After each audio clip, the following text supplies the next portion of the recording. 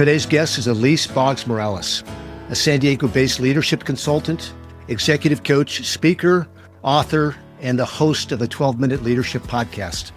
Since 2008, Elise has helped thousands of leaders grow their influence, emotional intelligence, and build healthier, higher-performing teams.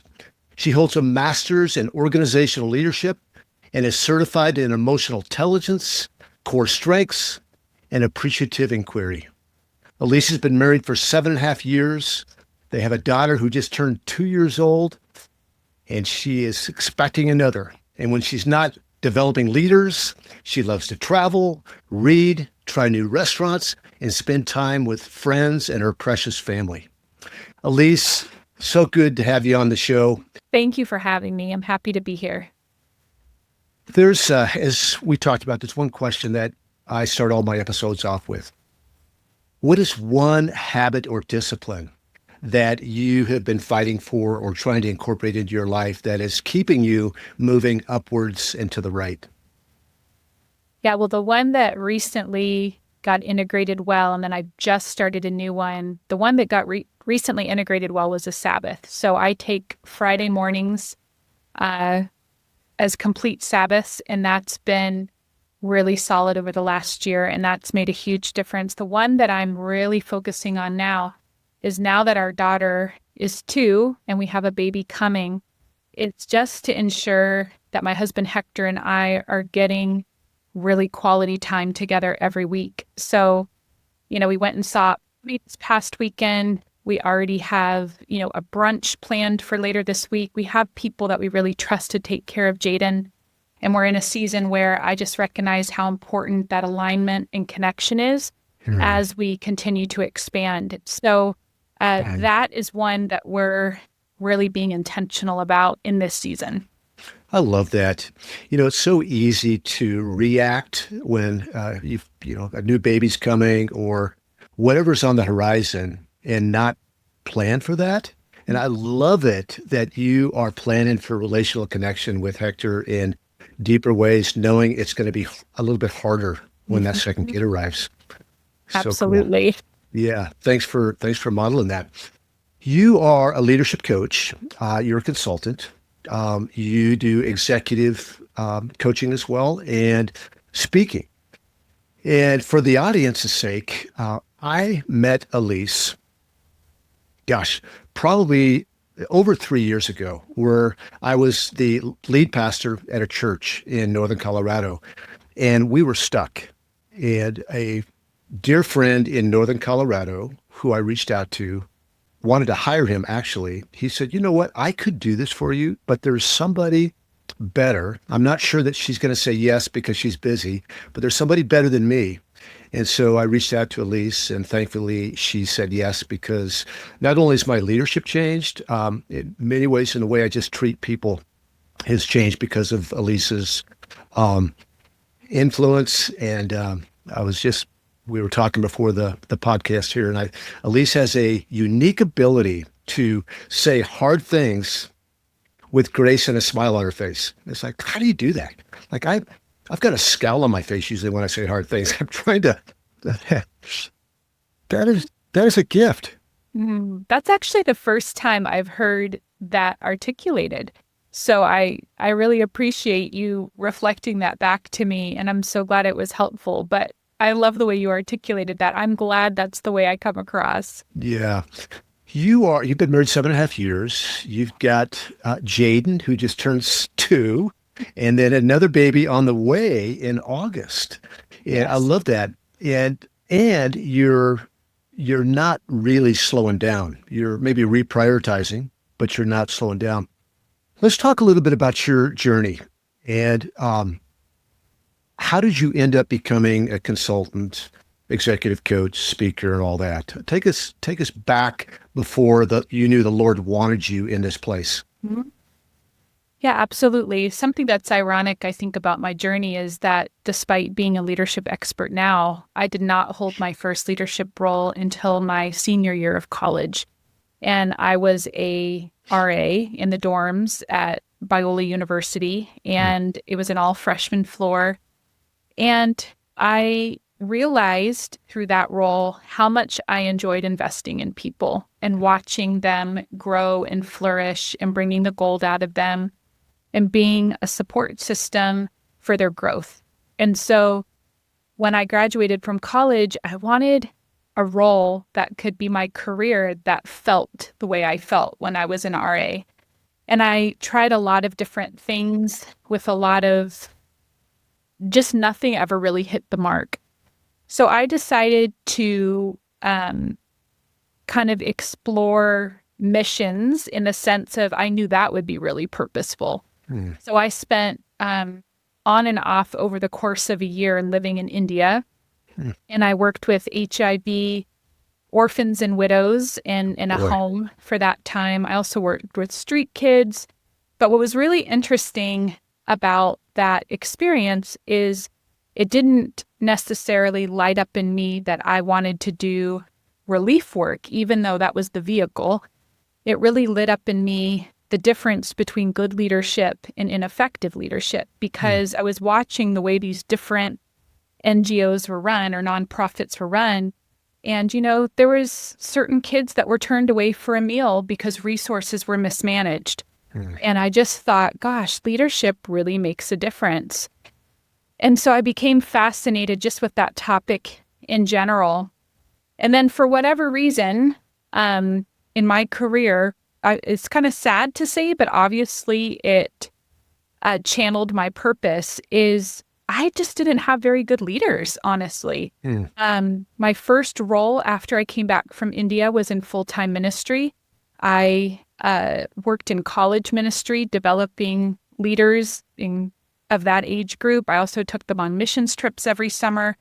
And really my job was to develop raw talent from scratch, seeing the potential and developing it into its fullness. And I loved that job, but I had a very difficult boss. Then I got promoted into training and development as a whole for other churches. So our church hosted a lot of events. And that was a really fulfilling role, helping other leaders gain the skills that I had learned that had worked so well with the college students. And there was a particular talk I did during that time that really kind of started to solidify my calling, which was how to create a volunteer team that acts like a paid staff. And all of my volunteers were functioning at a paid staff level, sometimes outperforming the paid staff. And I really felt like I learned about what motivates people, what engages people, what helps people get aligned with their purpose. And it was a great lab. Simultaneously, I was also getting my master's in organizational leadership and development. So I was able to test out those theories in real time and see how they worked. And so we can circle back to some of the obstacles, but in general, ministry was kind of the place after doing missions abroad where it was a lab for really testing how people are engaged when they're not being paid. And so after that, when I transitioned out of ministry, I became an adjunct professor for the MBA and leadership programs at my alumni. So I returned as a professor. And that really helped me because all of my students were like my parents' age, which was very intimidating as a late 20-something-year-old. However, what I learned during that time was really, what are the skills for engaging anyone? Because I learned how to engage college students that are supposedly irresponsible, entitled, and don't want to work hard. And I was able to engage them. So now can I actually engage people my senior that maybe would look at me and think I don't have the experience to support them? And just using the type of skills of engagement that I had learned already, those same skills translated and worked. And there are a lot of the EQ skills that you kind of alluded to earlier. And what I really learned during that period of time is the type of struggles that, managers and leaders have, because all of them were already working in companies, they were already in senior level roles, and they were coming back to get their master's degrees. So I really got to test out different theories and say, hey, let's try this and see how it works in your workplace. That was a really good time of just education for me about what leaders commonly struggle with. And then I had a mentor during that time, my professor. who, when I was a student, had mentored me, and then she brought me in as a professor, and then she mentored me into being a professor. She said, you kind of have two paths. You can either be a full-time professor and get your PhD, or you can be a practitioner and kind of be out in the world actually helping leaders apply this. And she says, my hunch is that you'd be a great practitioner because you're really good at taking theory and making it practical. So that's the path I chose. She let me shadow her for a time and really coached me. And then when she retired, she allowed me to absorb her clients. That was my base. And then from there, I've just built a business over the last 12 years that has included, yes, the nonprofit sector, but those same principles are pretty timeless in terms of leadership that translate into any industry. I'm working with, military, police, fire, technology, just kind of any industry really, because those leadership principles translate. So that's kind of the hopefully not too long version of my story. No, yeah. It's interesting how the Lord works, isn't it? Where he puts us in places where we're not quite sure what the next step is, and then brings other people into our life to affirm our calling and all that. You talk about your journey as a woman. You coach men, you coach women, but you ran into a bit of a roadblock back in ministry where you were spreading the wings that you felt like the Lord had given you, the voice God had given you, but you were shut down. Talk about that in any way that you feel like would be helpful. Yeah, definitely. I would say that, for a little context, I have a dad, which I think if he wasn't the way he is, I might have had a different reaction to the pushback. So I have a dad that's very, very supportive, always like, you can do anything. I want to support you in everything. He was always the one staying up late with me studying.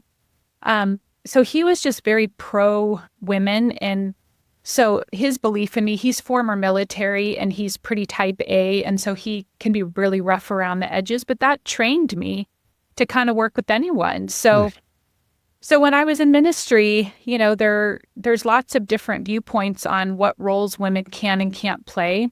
And at that time, this church has since changed, but at that time, basically you were either a nursery worker or children's worker, or you were somebody's assistant or secretary, but you couldn't really speak or hold a leadership role beyond like a 12th grade capacity. So once you got into college age and above, it was seen as not appropriate really to speak to men in kind of a teaching or influential capacity. But it just so happened. So the boss I had at the time, I remember that we had a male intern who must have, he didn't have any speaking experience. And my boss was going on vacation, and instead of having me lead things while he was away, which I would have been his right-hand person, he had the intern lead things while he was away, solely because I was a female.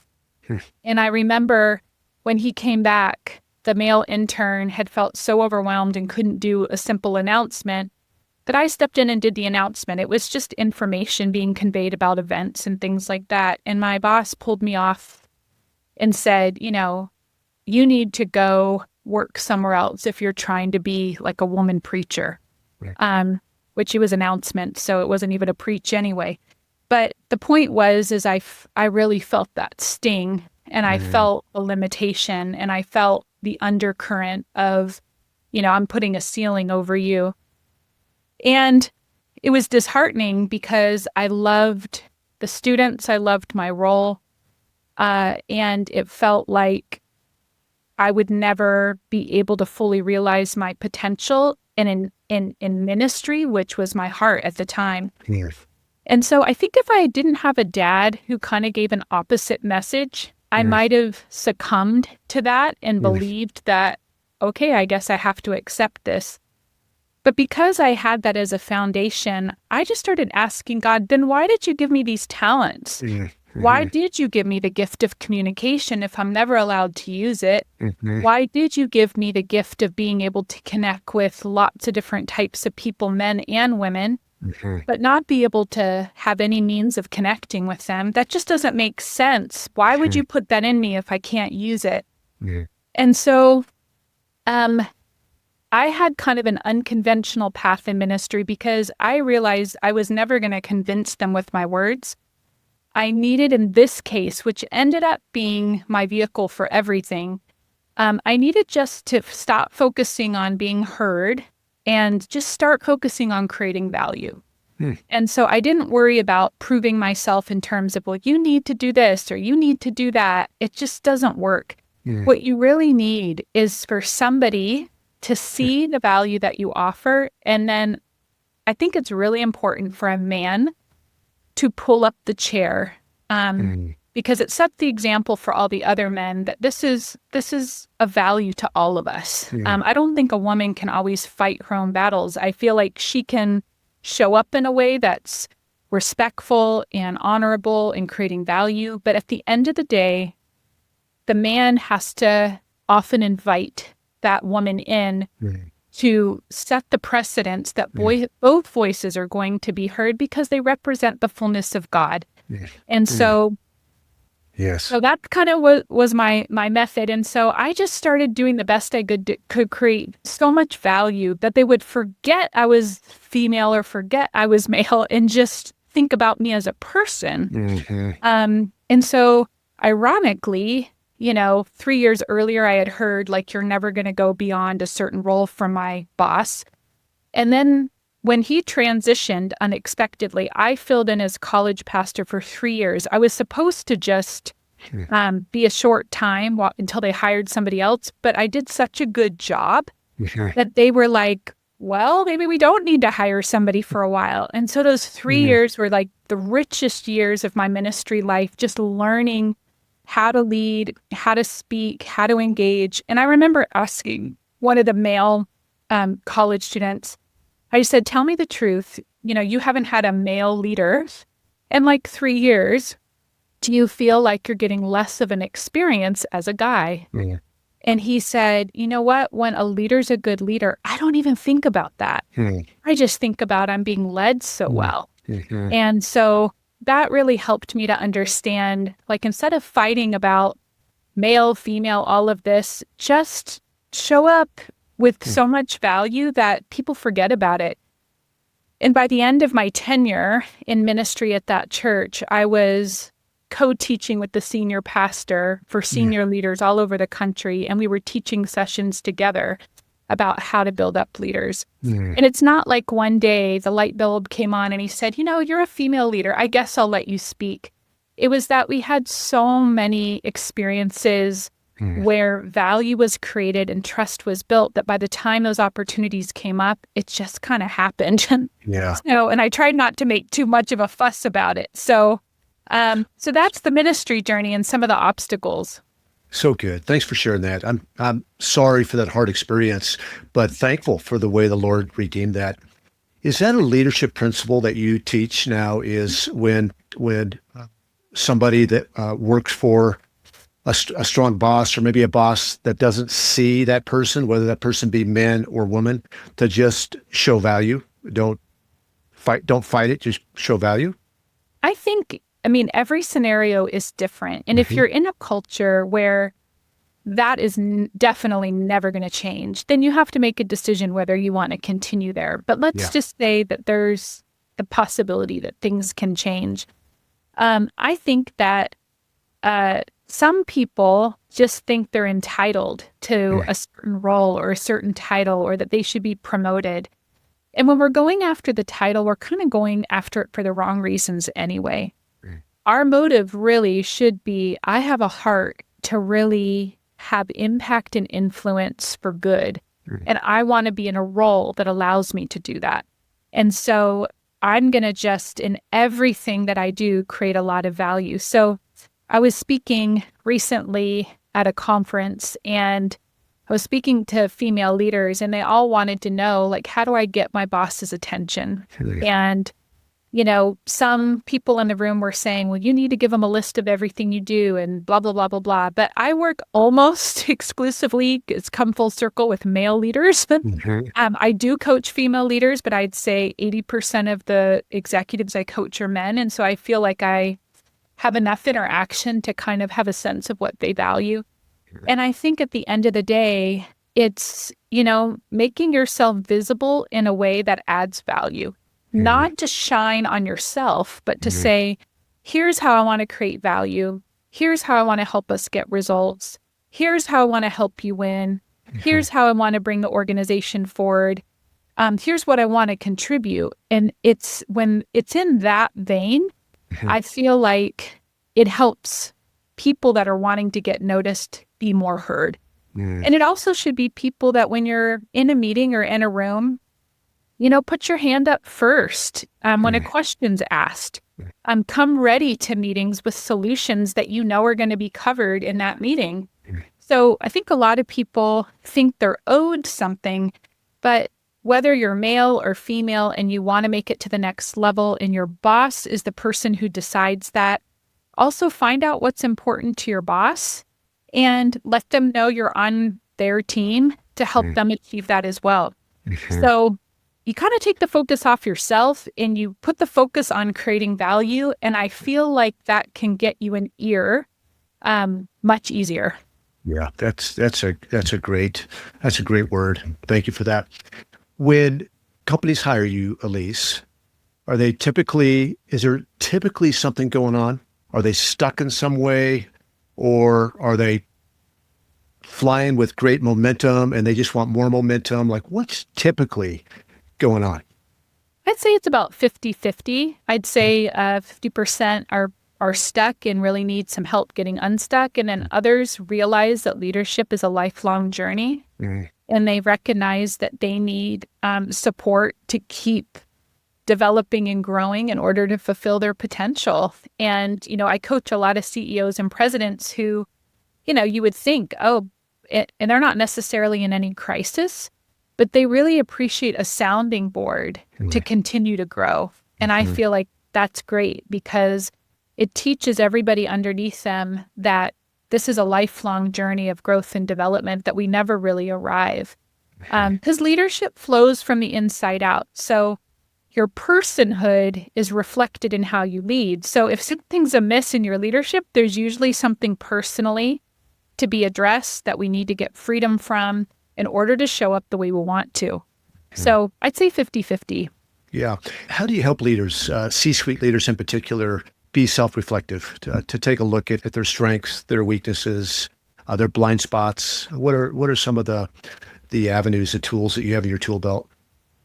Yeah, so I would say one big one is leadership 360s, getting feedback from different groups that they work with, their peers, maybe the board, direct reports, other support staff or clients, and kind of looking at, is their own self-perception drastically different from the way that other people perceive them? Or are there discrepancies between groups? Like, do their peers see them one way and their clients or their direct reports see them another way?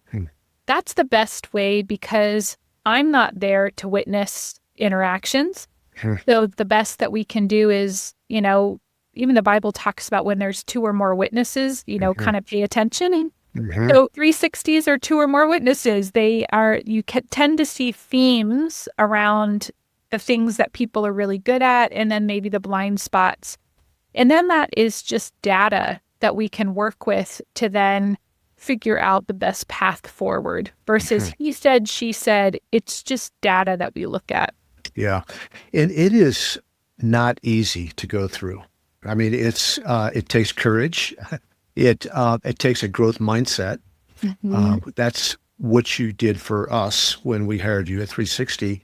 And the biggest surprise to me is that you said, hey, Dan, the leader goes first. If there are issues in the organization, the first hood that we look under is the leader. And for me, it was so helpful and so hard. Yeah. It's so hard because people are saying hard things. And those hard things are being confirmed by other people saying the same hard things.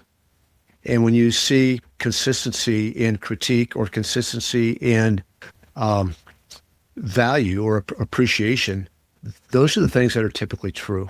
Mm-hmm. And it's just hard to hear that sometimes. Definitely. I feel like you were in good company when we went through it. Every leader I've ever worked with, debriefing the 360 is the hardest thing. And it's the hardest thing, and then it's the most freeing thing all at the same time. Yes, it really is. Yeah. And then it's one thing taking the 360, getting the feedback, but it's another thing taking the next steps towards growth. And that's typically, the 360 isn't a one and done for you typically. I would imagine it leads to executive coaching. That's right. After that. Mm-hmm. Yeah. Yeah. Let's talk a little bit about emotional intelligence, because I know you wrote a book on that. It's a big part of what you talk about. And I think it's also a phrase that's thrown around a lot on Instagram and LinkedIn, and people don't really know what it is. What is emotional intelligence, and how do I know if I have it?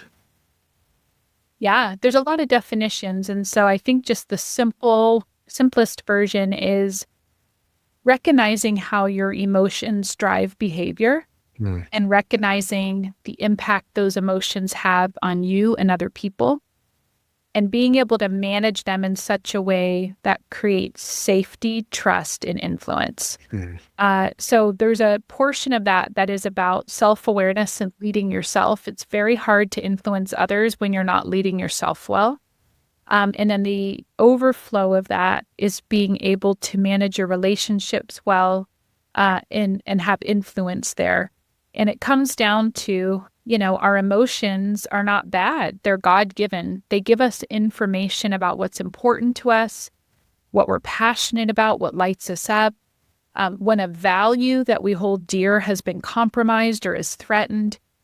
So they're not bad. They're sources of very valuable information, but it's how we manage that information in the way that it shows up in our behavior. So for instance, if, it really matters to us that people are on time and they're consistently late, do we fly off the handle to tell them that they're selfish, inconsiderate people because we're so angry? Or do we approach it in a way, hold the line and hold the value, but approach it in a way that invites an opportunity for influence for that particular behavior to shift, change, or at least figure out why it's happening, so that maybe we need to start at a different time. But our emotions can either draw people to us or they can make them feel unsafe. And so we have to use those God-given emotions wisely. And that's kind of the essence of emotional intelligence. And the reason it's relevant to leadership is ultimately defined as influence. Well, you can't have influence without safety. So these EQ building skills create the relational safety so that influence flows out of it. Yeah, I love it. My natural personality, my unchecked personality is one that lays down the law rather than seeks to understand, stays curious, asks questions, inspires rather than lays down authority. And there's certain personality types that's our go-to. That's our reflex. So we need to be retrained on how to respond, for sure. Yeah, and then there's the other opposite end of the spectrum with people who avoid. So it's not like one is worse than the other. We all have to be trained. I don't know that we're born with this skill set. I think it's a learned skill set. Yeah. And many of us haven't learned it. It's amazing how somebody could be running a Fortune 500 company or a large church and still have blind spots in their EQ. Well, because it's really never taught. If you look at any traditional schooling, it's not like it's a course. When you look at your college education or beyond, it's all technical. It's not relational. And so you're not really set up. And usually EQ is learned from modeling. So if you had parents that modeled it well, I had parents that my dad was more the reactor and laid down the law. My mom was the avoider. So I got both ends of the spectrum. And so I wasn't born with that modeling. I actually, because there was a gap, I had to learn my own paths on how to develop those skills. What does it look like to move towards hard conversations, but do it in a graceful and influential way? So I think you're in good company with that. I think most people would feel that way. Were you naturally more of a responder or more of a barrier, not approaching it? Barrier, for sure. Yeah. Okay. Yeah, an avoider. And I think it kind of came from, my dad, bless his heart, and he's improved a lot and he's a lot different now. But in his earlier stressful days of providing for a family and all of that, I didn't like how that felt. It felt unsettling. And so I didn't want to create that for other people. And so I geared more towards the avoidance, which isn't healthy either. But yeah, so I had to learn the confidence of moving towards difficult conversations in a graceful way. Yeah. A lot of leaders get promoted just because they're good at something, right? They're competent, they're driven, they're good at execution. But then they discover that leading people is a completely different skill. What is the gap? Maybe we've been talking about it. What is the gap you see most often when people get promoted because of what they produce or accomplish? Yeah, I think the biggest gap is, they're used to being individual contributors. And so their success up until then is based on what they can produce. Yeah. Now your success shifts from what you're able to produce through a team. And your success isn't individual anymore. Your success is based on how healthy, functional, productive is your team. Well, the only way to have that is to be a leader. And so you have to have a skill set that brings out the best in your team. So that's where the gap is. Some leaders never make the mental shift from, if they're not successful, that's a reflection of me. They just say, I don't know what's wrong with my team. I don't know what they're doing. Instead of realizing that they're responsible, just like a parent is responsible for their children. So, not responsible completely, but they have influence over how the fruit of how of that's showing up. So I think that's the biggest gap, is that mindset shift between personal success versus team success. And then recognizing as a leader that you have a role in creating that. And that requires a skill set of leading people. And just because you have a title doesn't mean people want to listen to you. That creates some level of compliance, but true commitment comes from the relationship building skills where somebody follows you as a person, regardless of your title. If you have true leadership influence, you should be able to take away your title and people would still listen to you.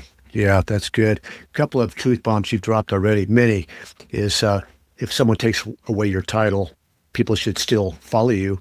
And how do you build an organization that people would want to come and work and give their best, even if they weren't paid? We know that's not possible, but like if they were all volunteers. I mean, that's kind of a compelling mindset. I like that. Yeah. So let's talk about the point leader of the organization. They've got a lot of pressure on themselves with everything, overseeing the entire organization, like a conductor. How do they have time to not just say, like, you do this, you do that, don't come back to me until it's done. I don't have time for this. If you can't do it, we'll find somebody else that can. How do they find the time to actually slow down, pull up a chair, and cultivate a relational leadership style rather than a transactional leadership style? It's just easier to be transactional. In the short term. In the short term. Okay. In the short term, not in the long term, because then people aren't necessarily all engaged or bought in or on board or whatever it would be. I would say there's a couple key skill sets that any leader at that level needs to have as a foundation. One is a really clear vision. What are we doing? Where are we going? And have I conveyed that very clearly? Because just that clarity creates alignment in the team as a whole. So I think in a lot of leaders, surprisingly, in their 360s, get very low scores with clear vision and purpose. Mm-hmm. And so that leaves people confused, and you can't really self-lead without clarity. So they might know the vision, but they haven't made it clear to everybody else, right? Exactly. Yeah. Exactly. And how that person's role fits into the vision. Mm. So that is a foundational skill. I think the other is, it's not your job necessarily at that level to be building relationships with every single person. Kind of like in the Bible with Moses and Jethro, it's dividing how the leadership structure looks so that you can be over maybe your key leaders, but they know how to then impart that throughout the organization. So kind of identifying who are the key people that I need to be building relationships with and influencing, and how can that cascade down through the organization. So I think structure, vision. I think you really do have to be a master of time management and prioritization as well as delegation, because that creates margin in your schedule to have the time for those types of conversations. So there's 2 books I love on this topic. 10X is better than 2X, which is one book, and then Buy Back Your Time. Both of those are a lot about helping leaders gain clarity about focusing on only what they can do, making sure they're equipping their team with the rest so that they have the margin to navigate the things that bring things forward. So those are usually the gaps I see if somebody says they don't have enough time. Gotcha. That's not an all-inclusive list, but it's a great starting point for evaluating why that might be happening. That's helpful. And I'll note both of those books in the show notes, and also I'll note your book in the show notes. Right. Would you describe the difference between the Moses model and the Jethro principle, just for those that may not be familiar with it?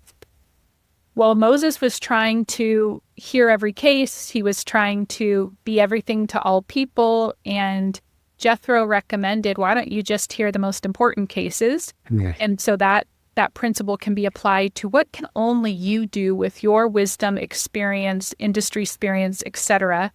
And then what can you outsource to your team to be, so they have an opportunity to grow too. It should never be built on one person. Once that one person isn't available or moves on, then you have nothing to hold everything up. So that's kind of that difference between everything falls on me as the leader. And sometimes leaders like that because they get to be the hero a lot. Right. It takes a humility to say, I'm not the only one who can do this. I need to distribute some of these higher level tasks to my team and help empower them. Yeah. Direct reports. Is there a principle on how many direct reports a senior leader should have? I don't know if there's a conclusive one because there's so many factors that impact that. It's, the capacity of that particular leader, what the skill set of those people is, so many different things. But I've kind of found anywhere from the maybe 5 to 8 range is a good stopping point for most people in terms of in-depth mentorship, development, etc. Now, some people have greater capacities and some people have lesser capacities. I think part of being a leader is being self-aware enough to know, I know as a consultant and coach, how many people I can coach in a day and remain effective. If I'm just doing back-to-back coaching and I did 8 hours of that, I don't even know if I'd have any brain cells by the 8th one. Right. So I really say, I know I'm at my best when I have this many that I'm doing in a day. And so I think as leaders, you have to know that about yourself. But I would say, just if I'm being general, 5 to 8 is kind of a good amount for the typical person. Yeah. And is there any exercises or any questions that you might want to ask a senior leader to say, okay, right now you got 7 direct reports. Let's figure out if this is the right number. Maybe you should only have 4. Maybe you should have 9. What are some of the questions that you might ask that senior leader to determine if his direct reports, if he's got the right number, or if he needs to delegate? Yeah, I would have them kind of evaluate the competency of each person. I'd have them then determine how much time they think is needed with each person in order to help them be effective. And then I would, based on that, figure out how to redistribute that mentorship. So let's say somebody on your team is like a 10 and they only need an hour a month to be good. Well, why not equip them to then mentor somebody else who maybe requires more time? And that's also building into their skill set of mentorship. So that's kind of a starting point that I might do just to evaluate kind of the information needed to make some decisions. Yeah, I think that's really helpful. The easy thing to do for all of us is to continue doing the same thing that we've been doing and just assume that because we had 7 reports 2 years ago that we should have 7 reports today. But things change, right? Things change. The company changes, our schedules change. Maybe the senior leader is a year or 2 out from retirement or transition. That's maybe a time. Would that be a time to increase direct reports or decrease? Probably the answer to that's yes, depending on the situation, right? Yeah, I mean, it has kind of both sides of the coin. One side is their ability to impart their knowledge and their experience and their wisdom before they go. That would be so valuable. And they're not going to be there anymore. So how do they help those leaders that they're responsible for operate at a higher level independently? And I don't think you have to be equal with all people. Just because you meet with one person for a one-on-one every other week doesn't mean you need to meet with your highest level leaders every other week. Gotcha. I remember when I first hired my assistant, we met weekly because I was teaching her and training her and making sure she understood the ins and outs of everything. Now we meet as needed. Maybe it's once every 3 weeks. Maybe during really busy times, it's still once a week. But I don't let some kind of arbitrary, schedule dictate. I base it on what's actually needed for each person or what we're involved with at the time. And that allows there to be an ebb and a flow because there's going to be times you're so busy that you really only have time to meet with somebody so much. But then there's other times where you have more time. And so then you can capitalize on those times. So I just think it's important not to constrain yourself with, well, I meet with this person, so I have to meet with this person for the same amount of time. Take the individual needs of the people on your team and base it on that. That's really helpful. Let's talk a little bit about senior leaders transitioning. I imagine you deal with that all the time. And yeah, I'm a baby boomer, for better or for worse. We all like to judge baby boomers, just like we like to judge millennials. And I interviewed a guy on the podcast, I don't know, a couple months ago that is an expert on middle age. And he just talked about how this transition from boomers who started businesses or CEOs down to the next generation is really a clunky transition because boomers don't want to get out of the way. Let's talk about some of the challenges that you see in transitions. However you want to articulate that. How do we know when it's time to transition? How do we transition well? Yeah, I think first of all, just to be empathetic towards the transitioning leader that, you've built your whole identity, career, and everything, and you're going through a major life change that is anticipated, but maybe you don't feel ready for. And that's where a lot of the battle comes from, is that you want to move on at some point, but you're not ready to let go simultaneously. And there's not a really clear roadmap for that. And, a lot of companies I work with, they're the first person in the company hire, and they've been there 30 years and there's nobody really before them that showed them how to retire or succeed successfully. So they kind of feel that it's clunky. It's also hard to give your clients, let's say, that you've built a 30-year relationship with over to somebody else that you aren't sure is going to take as good a care of them as you are.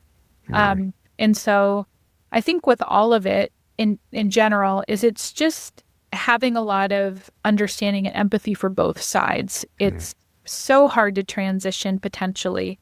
And then the people that are trying to take on your clients or your responsibilities or whatever, they're not at the skill level that you are. And so I think, at a practical level, to be able to really plan for that gradually over time seems to work best. So I'm working with a company right now where the owner, basically, all the information's in his head, and there'd be no way tomorrow if he were to leave, the company would not survive if he wasn't there.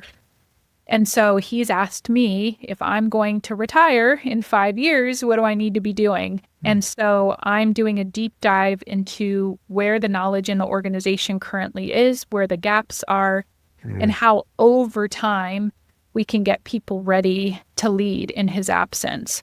So we're kind of at the beginning of the process, but I've done it for other companies, But I think it's just, it's a gradual process. It's a strategic process. It's grace for both sides because this is a huge change that's coming. But I find that when it's done gradually and when it's done strategically and when the conversations are very open along the way, there's one day where it just clicks for the leader and they're ready to go. And they don't feel sad. They just feel ready because they've had a chance to get used to it. They've been able to impart their knowledge and they can see that people are ready to take their place. And they stop trying to hold on and they start feeling excited about what the freedom is on the other side of letting go. But it is a process. And I think sometimes people put the pressure on themselves for it to be abrupt. Like, I decided I'm going to move on, so I got to figure it out right this second. And I feel like, no, it's actually a multi-layered, gradual process in order to be ready and get the people who are following you ready. Yeah, that's good, Elise. I think the idea of training up people to come behind you, mentoring them before you transition out can't be overstated. And I would just encourage anybody to think about a transition, whether it be a corporate transition or ministry transition, to bring in a consultant because we don't know what we don't know. Oftentimes, it's the first time the senior leader has stepped away from something that God has allowed him to have a hand in building. And it's the first time that, give me grace on this term, junior leaders, the leaders that are coming up, have sent somebody out. So you really need somebody to come alongside and just help you understand the pitfalls. You said this at the beginning, that you made an advanced decision, you and Hector made an advanced decision to spend time together in different ways because there's a change coming. And it is always helpful to think about what's coming on the horizon and take some necessary steps today, make some advanced decisions today as to what this is going to look like. Because if we just go like, I'm feeling burnt out, and then one day it's like, I'm done, it doesn't do you any good. You're going to have bitterness when you leave. The people that are coming up behind you aren't going to be prepared to leave because you got all that stuff in your head. You haven't transferred it onto anyone. So, absolutely. How often do people bring you in? Does the senior leader bring you in because he's going, you know what, Elise, I'm either burned out or I feel like I've got 5 years left that I want to give and I need you to help me think through it. Does that happen quite a bit? Yes. Especially now. I don't know what it is about. Maybe it's because the boomers are retiring. Yeah. I feel like it's very prominent is, I want to start thinking about this. I want to start rolling a plan out and I want to figure out what's next. And a lot of them don't want to stop completely. They serve as consultants, they do other work that's fulfilling for them. But yeah, I think it's common because a lot of boomers right now are retiring. I would think for the CEO or the owner, the guy or the gal that started the company, they care more about the company flourishing than their relationship being intact with a few of the leaders that they're leaving behind. I think we can always say, what is the ideal? The ideal could be that it's flourishing and relationships are great. That would be the ideal, just because it would be as peaceful as possible. But the Bible talks about peace as long as it depends on us. So I think we have to stay on our paper to say, I'm going to do the best that I can to create peace even though I might be having to make some hard decisions, I'll do the best I can to navigate those decisions, but I can't really control always how people react to those decisions or whether they're happy about them or not happy about them. Because a lot of times with senior level leadership, people don't understand all the different things that go into a decision. They're just looking at their isolated viewpoint of things, but the leader's looking at everything. And so I just think all we can do is peace as far as it depends on us. But sometimes we're not going to be in alignment about things. And I mean, there's even examples in the Bible where people went two separate ways because they weren't in alignment. And that's okay. And I think sometimes we have to give ourselves permission to live in the tension, even though our spirit would like things to be perfectly peaceful. So those are some things I've learned, because even as an expert in all of this, there's decisions I've had to make along the way where, I don't feel 100% peaceful in certain relationships, but I do feel like I did the right thing. Yeah. That's so helpful. Yeah. And it is peaceable. I feel like if we're doing everything we can to set people up for success, setting up to operate their gifts, for the organization to move up and to the right, and it's not self-protection, then most of the time we can feel good about where we're at. Here's another question about transition, Elise, is oftentimes senior leaders want to stay behind and have a role. Maybe it was the CEO that is now serving as the chairman of the board. Maybe it's the senior pastor who is now a consultant. Is there a right and a wrong way to think about it? If after you sell the company, whether it be through an ESOP or to another organization, you step aside in whatever capacity, a CEO, senior pastor, should they stay around at any capacity? Again, I can think of 3 different examples. So you're an example. I can think of the company I just started working with. And then I can think of actually a couple examples. A company I worked with where I helped them create a succession plan, but the former CEO was still there for a couple years. And then I'm helping a current president get into his role while the former president will still be there for 2 more years. So, I mean, there's a lot of examples of this. And I feel like, again, it's pretty hard to just turn on a light switch and be the new leader and not have any support from the former leader, because they do have a knowledge base. They do have, the experience to lend you, but it's really more of a consult role. And you also have to think, what meetings should this person be in and not be in? Because it confuses people because they don't know who to put their loyalty to. So I would say any strategic meetings, board meetings, depending on the organization, is to start weaning off of that over time.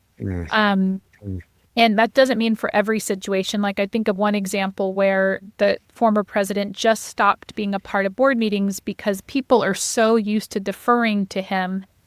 The new leader isn't able to step in and help people see him as the leader and work it out with him. So I feel like there needs to be a timestamp on it. It needs to be strategic. So it's like, okay, you're stepping in, let's let the transition be a year, and then you'll remain a year later as a consultant, and then your time is done. Because an indefinite timeline without a lot of strategy about what to be involved with and not to be involved with creates so much confusion for the new leader, creates confusion for the staff, who to listen to. And God may be doing a new thing that can't be done because the old leader still has the old vision. So, but I think they should be working in concert with one another as respectfully as they possibly can. And usually it's the former leader having to lay down a lot of ego to say, my time is over, and that's hard. Yeah. I think it depends on the departing leader as well, what the personality is, how many people depended upon him or her, right? It's in my story, and the story, but as I stepped down, the plan was for me to stay on in a part-time role. It was a bad plan. It sounded good, but it was a bad plan. It was a bad plan for them because of my strong personality. It was a bad plan for me because of my strong personality. It was just hard for me to let go and let them lead. And the best way to do that, for them to spread their wings and be who God created them to be, was for me to step out. And that was good. Those are hard decisions to make. I'm sure. And sometimes you don't know how something's going to work out until you're in it. Yeah, that's for sure. Elise, as we kind of wind down here, what would you want senior leaders to know? Let's say senior leaders that have been in the seat for a couple of decades. Maybe they started the organization, they've been CEO, and they're sensing that their time is up. And it may be because their health is not good. It's time to get healthy. Maybe they had their first grandchild.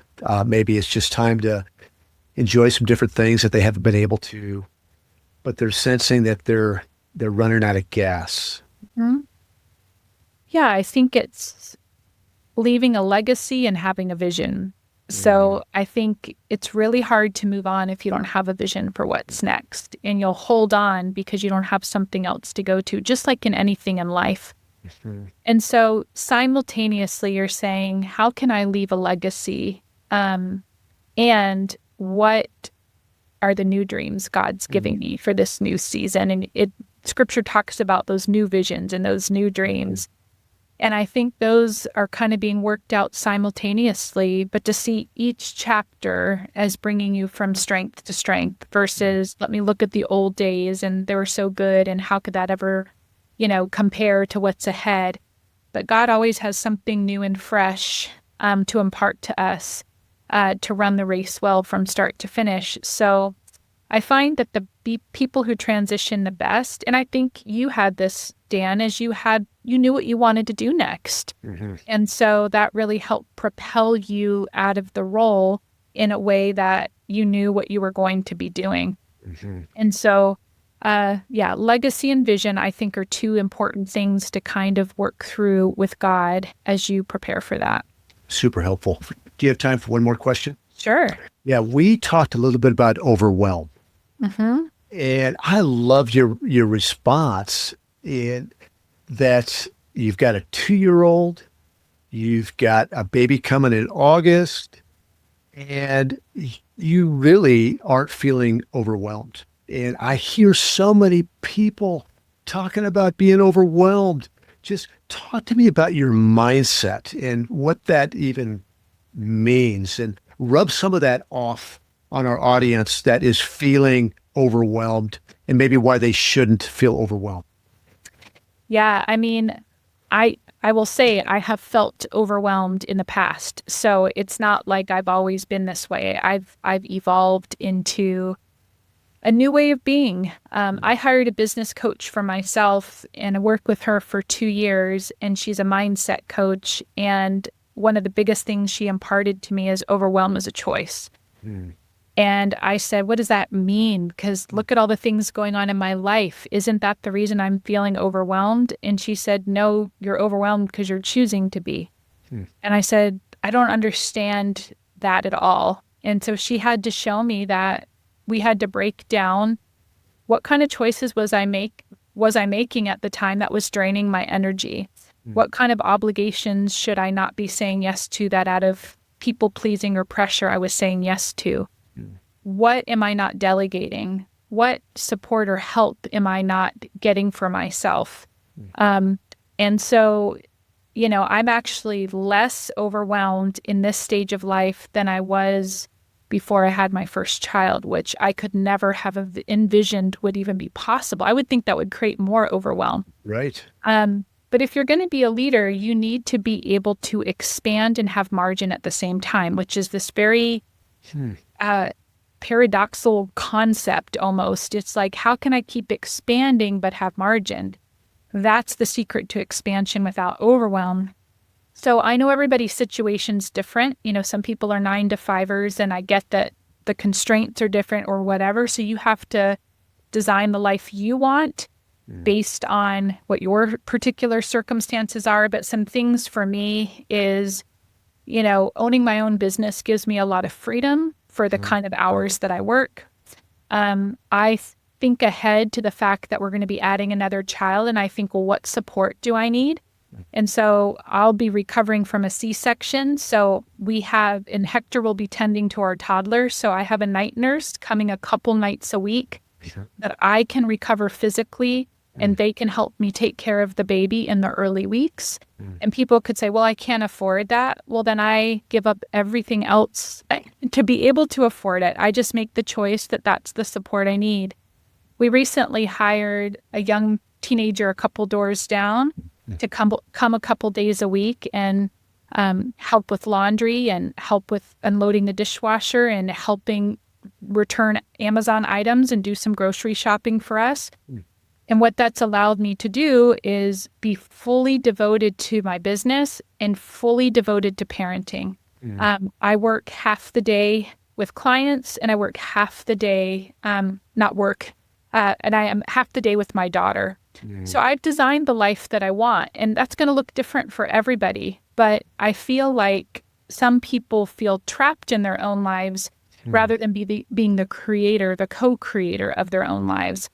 And so I think it's important to know what drains energy from you, and trying to create a life where you're living within your capacity, you're focused and doing work you love, and it's going to tip the scale. You're aware of that. That's part of the emotional intelligence, is self-awareness. But when my coach told me overwhelm was a choice, I didn't even know what she meant. And then she's like doing 10 times the amount that I'm doing, and she's not stressed either. So she's a great role model for me. Because she's learned to design her life and get the support that she needs to be able to do that. And so that's what I would say about that. That is a great note to end on. Overwhelm is a choice. And we can continue to expand. How did you say that about the margins? But still have margin. Yeah, we can continue to expand what God has put in you, expand that without giving up margin. Yeah. So Elise, thank you. This has been rich. You are such a rich blessing in my life, and I know so many other people's lives. I bless your ministry and consulting and the way that you really show up and help people out. If people want to engage with you, how do they find you? Yeah, you can go to my website, which is Elise Boggs, that's my maiden name.com, and you'll see everything. And then I know, Dan, you're putting the book in the show notes. So if people want to connect that way, or 12-Minute Leadership is the podcast I do. It's only 12 minutes or less, so you get really good leadership insights that are not too long and drawn out. So those are some ways to connect. Awesome. Well, it's been a joy. Thank you for being with us. And remember, Delay the Decay audience, it's about direction, not perfection. When we get paralyzed in perfection, we never take that next right step in the direction that God would have for us. So until next time, continue expanding and don't be overwhelmed. Remember, it's a choice. Thanks, Elise. Thank you.